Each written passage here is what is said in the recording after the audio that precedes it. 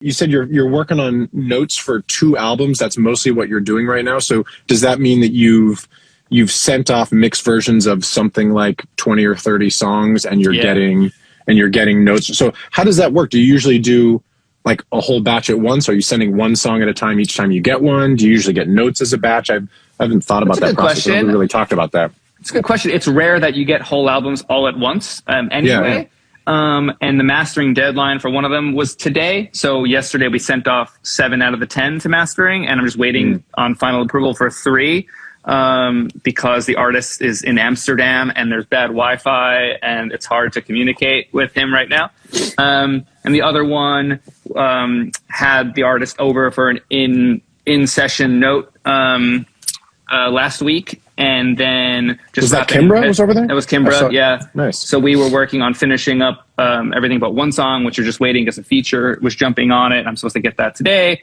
You know, if I get the opportunity to do albums, it's always nice to stay in that mode. So if there's no crazy deadline for something else, I'll just stay in album mode and stay in the vibe of, like, you know, because you wind up making it more cohesive that way because your ears are a little bit more in tune to where the vocals should sit on song to song, even if they have different effects on different songs, instead of coming back later and trying to remember where you were. And then, you know, that being said, I had a couple other one-offs and singles last week and a couple coming in this week that it's, you know, it is what it is. I just prefer to stay in the zone if I can. And I'll even communicate that to an artist and I'll say, hey, like, you know, what's the deadline? I'm in an album or 2 now. You know, can I do this next week so I could be in your headspace? And I'll try to communicate that. And if it's okay, then it's okay. If they need it that, like, within a couple of days, then I just, you know, bite the bullet and do it. But it's always nice to stay in album mode for many reasons, as we all know. I don't really mind jumping around. It's part of the perks of the job. You get to touch a lot of different genres of music, a lot of different, you can go between male and female songs and just different ranges of genre and tonality. And that's one of my favorite parts of the gig. But I think albums really hold dear to me.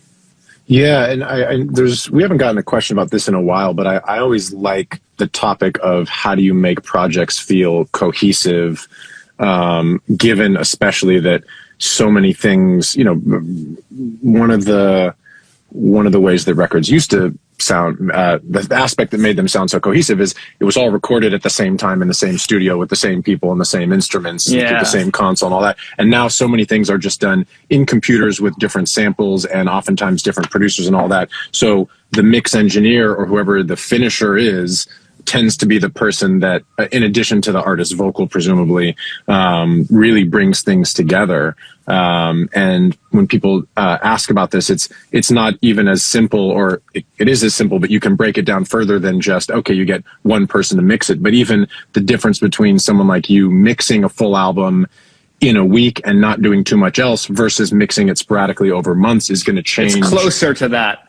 Yeah. So the more you can, I actually think that's a really valuable thing for artists these days, because a lot of albums in the last 10 years especially have been really sonically all over the place. You listen to, and without naming names, you listen to a lot of pop records and it's like from one song to the next, unless the artist has that really iconic vocal, like you hear a Rihanna record and whether it's Calvin Harris or Bitch Better Have My Money or whatever, like those records sound like Rihanna records because she's so iconic. But for the artists that may be amazing but don't have that identifiable of a voice, it becomes more important, I think, especially these days, to set yourself apart by making things that sound coherent. And so it's not just pick the right team, pick a small team, but stay in the mode, like you're saying. I think that's a really and I interesting thing. I get asked for that. It happened on this album just finished up that actually I think is coming out in the next week or two, where Spike Stent and I mixed the album. I did like the ballads, kind of acoustic stripped down songs, and he did the more fully produced songs. And I got asked to do one of those. I don't know what the circumstance was, whether he was busy or something, but I got asked to do another song from another producer that didn't produce the 3 that I did.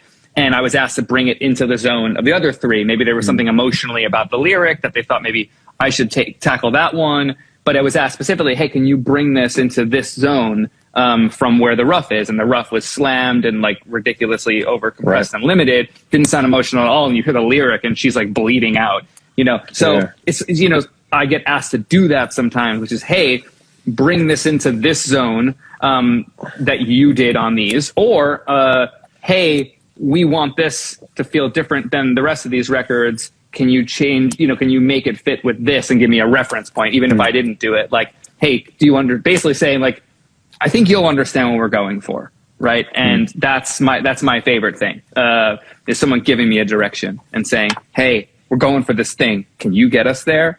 And that's a challenge. And we all know, or people that know me well enough on this chat and outside in real life, I love a challenge.